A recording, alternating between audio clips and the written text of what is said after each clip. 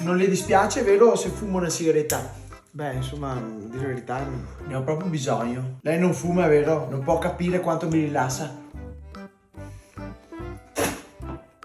Cosa sta facendo, scusi? Oh!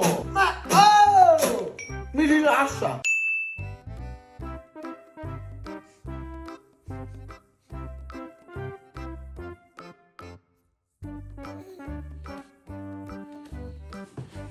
Oh, ma scusi? Mamma mia, non è maleducazione, è proprio un riflesso. Oh, ma che cavolo, non è maleducazione, è proprio un riflesso.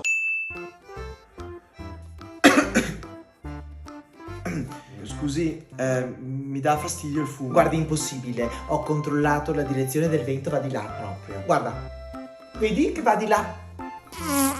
Ma cosa fa?